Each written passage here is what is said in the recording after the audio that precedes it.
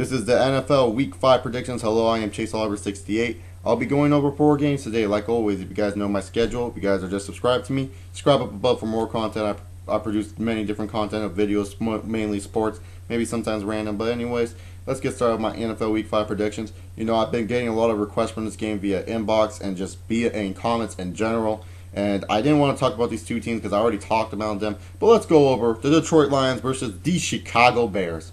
Let's start off with the Chicago Bears offense. Chicago Bears offense consists of Jay Cutler at quarterback. Right now, the Bears, they're slipping. They're in the NFC North and they're slipping. See, Jay Cutler right now, we don't know what offense we're going to get. We don't know if we're going to get the offense that's high dynamic, power forward, hungry driven, going to score touchdowns, receivers catching balls. We don't know what offense we're going to get. It's always a surprise to us which offense we're going to get with the Chicago Bears. Matt Forte, Rumble, young man Rumble, he's been putting the team on his back almost every week the Bears have been playing. With his numbers, you cannot deny. He knows how to play football, and I wish the rest of his team wake up, and I wish we had a bunch of Matt Fortes playing receivers. Bears receivers really need to learn how to catch balls and not drop them. Jay Cutler, the reason why those balls are so hard for him to throw and the reason why it's so hard for the receivers to catch is because he's afraid he's going to get sacked. And could you blame Jay Cutler? I couldn't. Fuck. That's why there's so many interceptions for the Bears. Jay Cutler, people like say he's a shitty quarterback. You know, to me, I think he's an okay quarterback. I think he's overhyped and overrated. That's just my opinion. But Jay Cutler is throwing those balls fast because the sacks have got to him. He's been sacked 52 times last year. He's been being sacked multiple times this year. He is having trouble in that pocket. He is scared that he's going to get sacked. His O-line ain't blocking for him. And that's the problem. That is why you see so many interceptions thrown by Cutler as of late, or drop balls, because he is just going this, throwing them, and it's basically a bullet. He's not making any smart reads. He's having trouble. And when it comes to the run game, Matt Forte has to freaking put the team on his back. I hate to say it, but this is a Matt Forte offense. This whole team relies on Matt Forte. It doesn't rely on anyone else but him and only him. Matt Forte is a tough player. Going on to the Bears defense. Bears defense, week 1 looked fucking impressive. We thought this was a Chicago's Bears defense of the old. But it turned out, after week 1 of showing greatness, week 2, 3, and 4, Bears defense haven't looked that great. Sure, they got some takeaways and some turnovers and some stops. But really, Bears defense, step it up. Come on. This is a team in the Carolina Panthers you faced last week that shouldn't have been that close in the game you guys played against them. I was kind of embarrassed watching the game for you guys, seeing how close the Carolina Panthers got to almost beating you guys. That is just something that really, really shocked me as a fan. Now, Bears defense maybe having some problems, who knows? We'll have to wait and see. But this is going against a Detroit Lions offense that is high-powered. And yes, Detroit, many are calling them overhyped, many calling them overrated. This is their biggest test to date. The Detroit Lions, this is a big game for them. They cannot slip against the Chicago Bears because they could spell trouble if they do. The Detroit Lions are with Matthew Stafford at quarterback. Holy shit, this kid is great. Well, I'm not saying he's the greatest quarterback, but he is great for the Detroit Lions. You have receivers like Calvin Johnson, Nate Burleson, and a tight end like Brandon Pettigrew. You finally get someone to throw to them. They show that they can do work. Jobby Best is being a nice little running back nice little running back for them. They're showing that they can do work. And that's the thing. The Lions are doing work when it comes on the offense side of the ball. Sure, not scoring always touchdowns, but Megatron Calvin Johnson, when he is ready to play, oh, baby, that's one receiver you don't want to fear. He, right now, and I am just saying this, based off what I've been seeing from Calvin Johnson, is probably one of the best, if not the best receiver in the game right now. Because the way Calvin Johnson has been playing, he is showing that he has heart. He is playing off some minor back pain, some minor foot injuries. He plays tough every game. He is making catches that make me say, oh my God, every time I see him. Not taking anything away from Greg Jennings, Roddy White, Andre Johnson, other good receivers in their league. But I'm just saying, Calvin Johnson has been impressing the shit out of me. And with him and Matthew Stafford having a good relationship, they're like little buddies, like, boom, Wonder Twins unite. Fuck. How can you stop this offense? And speaking of the defense, every NFL analyst, and even myself, who's not even an NFL analyst, just a predictor in general, just said the Lions' problem on defense is their secondary. Oh, their secondary said, fuck you guys, we're different, we're a new secondary. And they've been showing it. Interceptions on the freaking Cowboys. 3 of them returned for pick sixes. The Lions secondary has answered. And when they want to play some football, they can play some football. Their corners are pretty damn good. I'm not going to lie. I think the Lions have improved a lot on defense. And they're on an 8-game winning streak. And this is the biggest test for the Lions. The Lions need to win this game. The Bears losing this game, say goodbye to the playoff hopes. That hurts me to say it, but losing this game could cost them a big playoff hopes. I mean, they'll fall 2-3, but most teams fall 2-3. They have a chance at the playoffs still.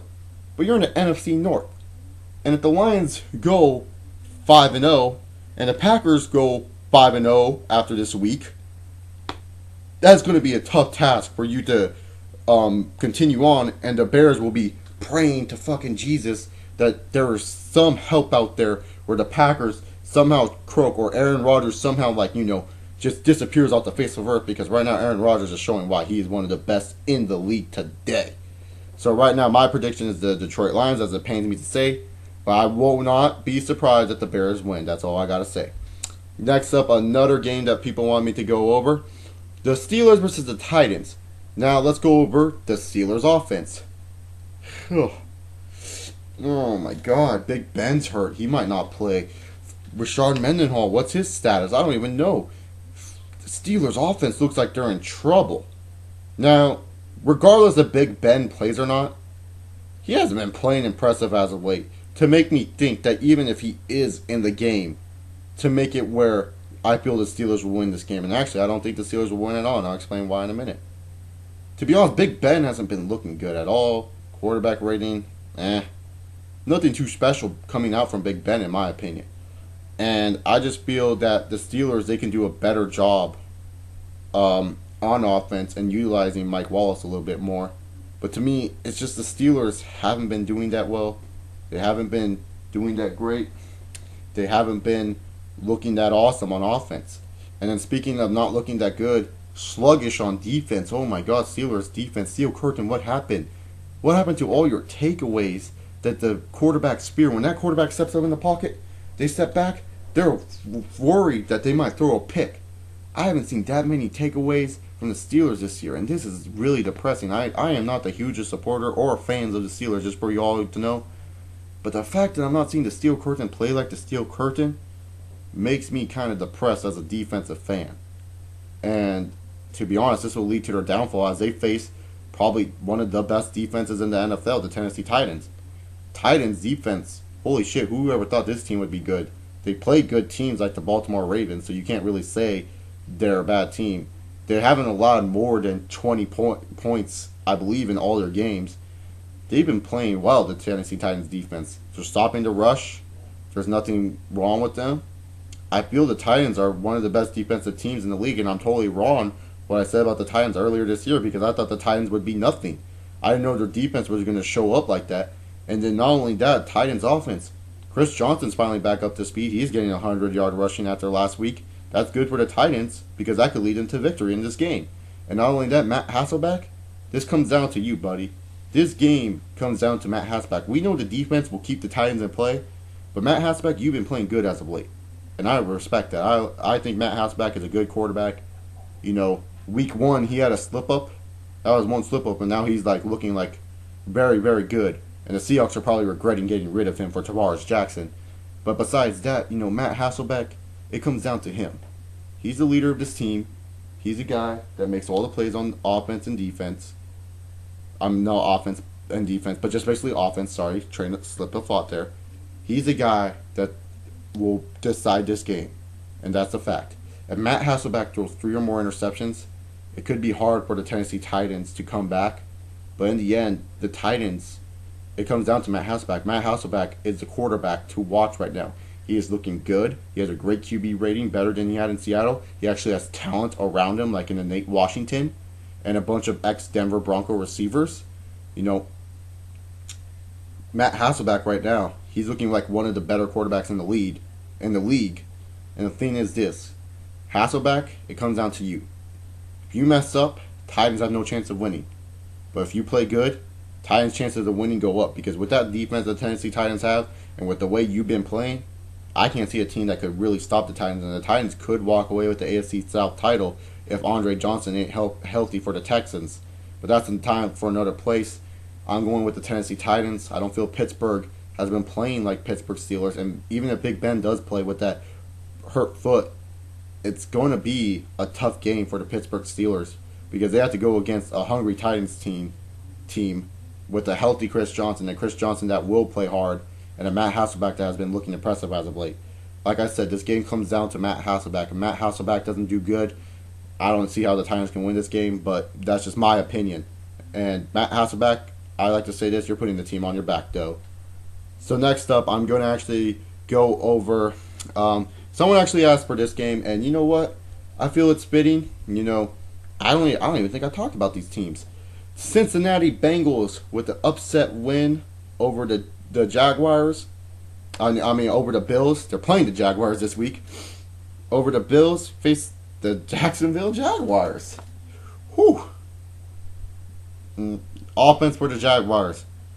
They say goodbye to my buddy David Garrard. If you guys didn't see last week, David Garrard called me and he was all like saying he wanted to play for the Colts. I don't know what David's... Who the fuck is calling me? This better not be David. I gotta close my door anyways. Sorry, God, who's calling me? Oh, it's David Garrard again, guys. What do you say? Yo, what up, David? Huh? Nah, I think it's a Blaine Gabbert era now, David Garrard in Jacksonville. I don't think Jacksonville really should give you a second chance. Oh, well, you know, they're rebuilding this year. It's not that big of a deal. MJJ's looking good. Yeah. This game does come down to the Jacksonville new quarterback in Blaine Gabbert. Blaine Gabbert doesn't do good, David. No. I'm saying if he doesn't do good, they lose the game. No. They're not going to hire you back, David, if they lose. There's no hope. Yeah, I'm being dead serious. You know, the Niners... Actually, Alex Smith is playing good. You know what, David? I really don't think any team wants you, really. I mean, Curtis Painter looked good on Monday night. Yeah, I know that probably pissed you off, David, but still... I'm sorry, man. I'm sorry, buddy. But yeah, this comes down to Blaine Gabbert. If he doesn't play well, Jacksonville's going to have some trouble, and hopefully Maurice Jones-Drew does well, your boy MG Day. Yeah. All right, Blaine, you know... David. I'm sorry, David. Don't yell. I'm sorry. I was thinking about the future for the Jaguars.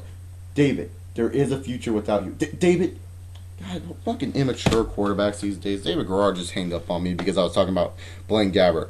And basically, what I said in my conversation with David Garrard is what I think about the Jacksonville offense. They need Blaine Gabbert to step it up and prove that he is the future for the Jacksonville Jaguars. Jags defense, mediocre at best. I don't really think they're that good of a defense. It all depends on how they show up. I'm not really too fond of Jacksonville, nor do I know too much about Jacksonville. But I know their defense, from watching games, have been looking subpar as of late and nothing too special. But we'll see once they face the Bengals, who are powered by red-headed ginger Andy Dalton, TCU. Horned Frogs, baby. And he has his buddy AJ Green from Georgia. He's all like, yo, we new best friends. I'm going to throw a touchdown to you every game. You know, Bengals for being a young offense, and Cedric Benson getting suspended. Cedric Benson. But anyways, Cedric. Bengals offense, you know, very young offense. AJ Green is shaping into a good form of a nice young wide receiver. He's doing pretty well as of late. Obviously the top receiver for the Bengals. Andy Dalton seems to take liking to him. And if Dalton goes down, you got a nice veteran quarterback in Bruce Gronkowski to back him up. So to be honest, I feel the Bengals look pretty damn good in this game. And the Bengals defense, you know, they're doing good stopping the run as of late. I noticed that they have been looking good with the run game. They really made Fred Jackson a non-factor when they played against each other. So to be honest, it should be interesting to see what will happen in this game. But I'm going to go with the Cincinnati Bengals. I feel the Bengals have the edge on this game. I feel the Bengals have an overall better team than the Jacksonville Jaguars. And this is going to be a big game for Blaine Gabbert if he's a hit or miss. To me, I feel Blaine Gabbert should do okay, but we will have to wait and see. David Garrard probably still pissed at me, but whatever. It's okay. I don't need David Garrard. And the final game I'll be going over this weekend, this was a hard choice because I wanted to talk about one of these two games, but I haven't talked about Fig Newtons yet, a.k.a. Cam Newton, on this show. So I'm sorry for everyone who requested Eagles versus Bills. I'll type that up for you guys if you want to know my prediction. But I already talked about those two teams. And let's talk about the Carolina Panthers and offense. Holy Cam Newton! Now, if you guys do not know, I'm not the biggest Auburn fan. No. I'm far from an Auburn fan. I am actually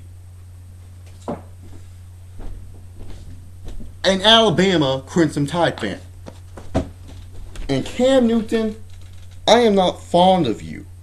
But I cannot deny, you have been looking good as an NFL rookie. And if you don't win NFL Rookie of the Year, I swear to fucking God, I'll go up to Roger Goodwill, kick him in the balls, and say, fuck you, Goodwill, where's Cam Newton's Rookie of the Year trophy? Cam Newton, what can be said? Yeah, he's a rookie quarterback, but he's playing better than half of his damn team. He's making the Panthers look good. And if you get talent around this guy, besides C. Smith, if you get good running backs and give the running backs more touches, the Carolina Panthers are a team that could actually do work. Cam Newton can't do it all, but this guy's a gifted athlete, and he's showing he is a good quarterback in the NFL. I'm not saying he's great yet, but he could reach that level with another 2 years of experience. And if you guys get good receivers to back up Steve Smith, and you guys actually let D'Angelo Hall and whoever the hell else is the freaking D'Angelo Williams and the other running back, that two-hit wonder that you guys have down there at Carolina, could you imagine how good the Carolina offense could be? Carolina, to be honest, we give them shit for being a bad team, but I think what was missing this whole time was a dynamic quarterback. And they got one in Cam Newton. Cam Newton is showing he can play football in the NFL. Sure, the Panthers' record doesn't show it, but you look at the teams they play. Come on. Green Bay Packers. Cam Newton came close to winning that game. Chicago Bears. Once again, Fig Newtons came close to winning that game. The Cardinals. Decent team in the NFC West, but Cam Newton, that was his debut game, and he freaking showed us all that he can play. I mean, Jaguars, he played under the most shitty conditions I've ever seen. Well, just not really, but you know what I'm saying? He played under shitty conditions in Jacksonville. He won that game, and he looked good doing it. Yeah, sure, he didn't throw it the amount of yards, but he looked good, didn't he? Cam Newton, to me, is a stud. And he's not winning games because he's going against good teams. Carolina's defense, and let me talk about them, they're not helping out their offense. In my opinion, Carolina's defense is the reason why Carolina is not so good. Carolina has all the ability to be a high-scoring team with a weak defense and using their high-scoring offense to hide the fact they have a weak defense. That is a fact. Carolina can hide the fact they have a subpar defense with a good offense if they ran their running backs more, if they trust Cam Newton more to throwing the ball, which they already showed they have. But run your running backs more and see what you get with the run game of your two good, gifted running backs that you guys have, instead of saying, hey, Cam Newton, just run it yourself. Because everyone's going to realize that. And to me, Cam Newton's one of the biggest shockers in NFL today, in my opinion. I feel Cam Newton, even though I do not like him, I am an Alabama fan. I hate the Auburn Tigers, but I cannot deny Cam Newton is looking like a stud in the NFL as a rookie. To me, Carolina's defense, this is kind of going down to a big game, and they're playing against the Saints. And the Saints, how come no one's talking about these guys? How come no one's talking about the Tennessee Titans either? The Saints and the Titans, I'm sorry, I think they're underrated. Now, I could say my own team, San Diego, we're doing good, but look at our fucking schedule. We're playing shitty teams. I'm not going to lie. We're playing against the fucking Broncos next week, right? I believe. Yeah. That shows how good we are. Like, I get it that the Chargers are doing good. I'm a Chargers fan, but really, come on. I'm not going to put them on the same level as the Saints and Titans of utter underratedness. The Saints have been playing a damn good schedule. They are playing against good teams, no sleeper teams. Bears, come on. Packers opening game. And same with the Titans. Titans are not playing shitty games either. They're playing against well-off teams. Their weakest game this year was against the fucking Browns. And I'm just going to say the reason why they lost to the Jaguars is because they didn't really have a run game that well. They didn't have a legit run game. And this was Matt Hasselbeck's first game at the system. Call it an excuse, but that's what I believe. They made the Ravens look bad after the Ravens made the Steelers look bad. And that's why I'm also choosing Tennessee to beat the Pittsburgh. But anyways, besides that, the Saints offense, what the fuck can we say more? Drew Brees, you're a fucking god. You're a god. One of the gods of quarterbacks in the NFL next to Brady and Rodgers. And maybe Peyton Manning when he's back. But Drew Brees, you're looking great. And your defense is looking okay. Barely getting by in victories. But with Drew Brees at quarterback, the Saints are looking good.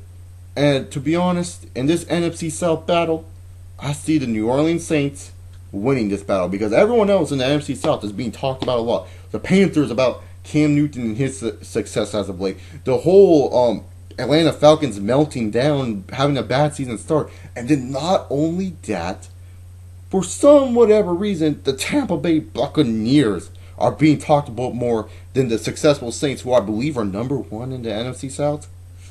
Just saying, guys. But I'm picking the New Orleans Saints. Thank you all for watching this video. Sorry that I just don't want to go too long on these videos because they're already 20 minutes as it is, and I want to keep it at a set time limit. So comment down below games you want me to go over. Subscribe up above if you guys like this video. Follow me on Twitter, ChaseOliver68. Add me on Skype, ChaseOliver68. Hope you guys enjoyed this NFL Week 5 predictions. And see you guys all for Week 6.